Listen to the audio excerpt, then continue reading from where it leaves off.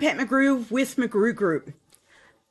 Today I am with Dan Brunton, Brunton Publications. Anyone in the corrugated packaging industry will know Dan because of some great content that he creates, not only magazines, but he has an online site. And Dan's my global resource for everything to do with corrugated packaging. So Dan, welcome. Pat, wonderful to be with you. Thanks for having me today. So we wanted to get your views on the future. And I didn't bring a crystal ball, could have, but I think we're in an era right now where sometimes the future is hard to predict because things change pretty rapidly. But corrugated packaging is one of those areas that, since I've been following it, has just it does everything, right? You've got people doing all sorts of things traditionally, and then you have these up-and-comers who are doing things digitally. What should corrugated packaging people be focusing on in the near term? Should they be looking at equipment? Should they be looking at workflow? Should they be looking at technology? Mm-hmm. Pat, that's a really good opening gambit there. Thank you. Obviously, I think since the COVID pandemic hit the news back in the spring of 2020, I think the big winner obviously was the corrugated packaging sector. People realized that, shopping from home, they were still able to survive. And obviously, e-commerce really came to the fore. Corrugated packaging has been synonymous with e-commerce even before e-commerce really became an everyday word. Yeah. And obviously there was winners and losers within that e-commerce sector. But I think in terms of if we're focusing on sort of printing on corrugated packaging, your timing actually of that question is really good. We did some market research just recently for some editorial where we were looking at we spoke to 3,000 converters all around the world, and we were asking some really quite simple questions, such as, how many machines have you installed in the last 3 years? And what was fascinating was over 43% of the audience said they hadn't installed equipment in the last 3 years. So what does that mean? That kind of means that I think for the coming 3 to 4 years, we might see quite a lot of investment. Typical cycle times for our sector are 5 years. So I think we could see quite a lot of investment around the global market when it comes to flexo printing equipment and converting equipment. So is it going to be a question of, are they looking at machines or are they looking at workflows? I think we have to look at it and say that a good 90% of corrugated packaging producers still operate in a typically analog environment. So yes, they've got sophisticated MES and planning and scheduling systems, but typically they're still outsourcing their plates. So a lot of the artwork is done externally. So we are unfortunately still very much an analog industry, even though we are utilizing digital print equipment. So I think really the emphasis will be on machinery rather than workflow. Okay. But of course, there will be guys who will be very heavily driving towards web to pack, as the development and the offshoot of e-commerce. So what does the near term market look like for digital print in corrugated? Because we've been talking about it for a number of years, but you're saying that it's still sort of very small piece of the business. Mm-hmm. Well, Pat, if you obviously my viewpoint is global, but in this particular instance, I'm not going to include China because I don't know the numbers there yet. Mm. But if we look at single pass digital printing on corrugated, and I'm talking post-print, not pre-print. Right. Our research is showing that there's not even 150 single-pass machines in operation at the moment. Okay. So it's a small number. And I think, the numbers that bandy around is it's around 2% of global corrugated printed packaging is produced digitally, yet it represents somewhere in the region of 10% of the value. I think there is still great opportunities for digital print, but obviously we have to throw into the mix the whole debate, which and I'm not going to single out any one because I think all the OEMs have not been particularly good at this.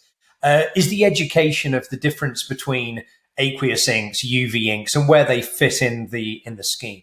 Obviously, if we're looking at digitally printed corrugated board for displays and POS, UV is perfectly acceptable. But when we start talking about packaging that could have contact with, or secondary contact anyway, with foods, the drive towards aqueous and water-based inks is obviously more of a driver. So I think there are opportunities, but I think what we'll start to see is this segmentation of single-pass UV really hitting hard on industrial good packaging and displays, and the aqueous and water-based moving towards the sort of food and drink sector. Is that a 2 to 3 year conversation, a 3 to 5 year conversation, or are we looking at a decade? No. I think it's certainly between the 2 to 5. Okay, so I would deem that sort of near term. I think there is going to be penetration and growth there, but it's probably not the numbers that we would hope to see. And let's just try and put into perspective why that's happening. I think you'll find that some of the traditional flexo printing machine manufacturers, very similar to what we've seen in the litho offset business on folding cartons, you could argue that why is digital not penetrated as quickly as possibly it should have done? And I think that's probably because the OEMs have fought a really hard rearguard action against digital, saying we've got to up our game here. And you look at the recent developments from Gotford, from Bob's, some of these traditional analog manufacturers, and judging by their order books, business is looking good for them. Yeah, that's absolutely true. So turn left with me a little bit towards sustainability. You can't pick up a trade magazine, a trade paper, without some headline about sustainability, and a lot of fingers get pointed at corrugated packaging. So what happens in the corrugated packaging industry with respect to sustainability over the next, 3 to 5 years? So when you say pointing fingers at, I think it's pointing fingers in a very positive way. I think generally because it's recyclable. I think that's there's the big distinction between packaging that is too plastic bound, to chemically bound, versus the power of corrugated is that it is recyclable. And I think as a whole, our industry, sustainability is part of our DNA. Even when I joined the industry almost 30 years ago, we were talking about the nature of the material that can be repulped and recycled up to 7 times. And it's almost like our industry at a global level has taken it for granted almost that is what we are. And I think a lot needs to be done and is being done by the trade associations, whether it's TAPI, whether it's AICC, whether it's FEFCO, whether it's ICA. They're all on this bandwagon of trying to help educate the consumers that corrugated packaging, as we say, is from box to box in 14 days. So sustainability really is one of those things that it's a great buzzword, but we've been doing it for a long time. It's just, how do we help the brand owners embrace that recyclability at a time where there is a big drive to try and possibly reduce some of the emphasis and use on plastic packaging. Listen, let's be honest. Plastic can't be got rid of. We know it's a very good packaging medium. It has a lot of very positive attributes. But of course, we've got the commentators like Sir David Attenborough, who's showing images of turtles with beer can rings around their necks. And we need to do something about that. But I think that's a holistic approach that needs to be taken by all the stakeholders. It's not just down to one packaging medium. I think in a lot of ways the brands drive that. At the point where the brands tell you what you have to do as an industry, you do it because they won't buy otherwise. So that does make a difference. Absolutely. And I think one of the things that maybe the packaging designers, the graphic designers, what we can start looking at is we talk about sustainability, and we're looking at how do we reduce the content, the basis weight of our packs. So there's an awful lot of research that is ongoing with, you've heard the buzzword lightweighting. So we're reducing the grammage, the poundage of the liners. We're looking at how do we reduce the fluting mediums, and other considerations as well. And this is where digital print comes in, is do we turn around and start to say, do we let the material, the raw material, shine through? So in other words, we don't want to flood coat the pack with ink. How much of the visible raw material can help towards the marketing of a successful brand campaign? Brings us to the great wrap-up question, Dan. What's the most important thing corrugated packaging converters and the people who support them should be watching for near term and long term?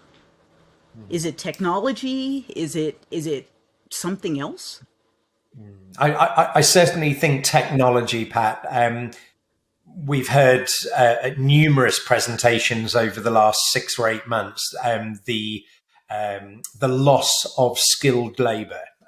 So, we're losing experienced operators. They're retiring. They've decided after the pandemic they don't want to be a heavy lifter anymore. They're going to drive a DPD or a DHL truck.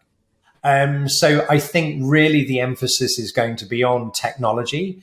And how do we also look at attracting the next generation of operators? It's not about heavy gears and oily fingernails anymore. It's about driving a business through an iPad. And so I think we've got a bit of an uphill struggle, whereby we need to get technology into our businesses that enables us, to streamline what we're already doing, but then being attractive to the next generation of factory operators.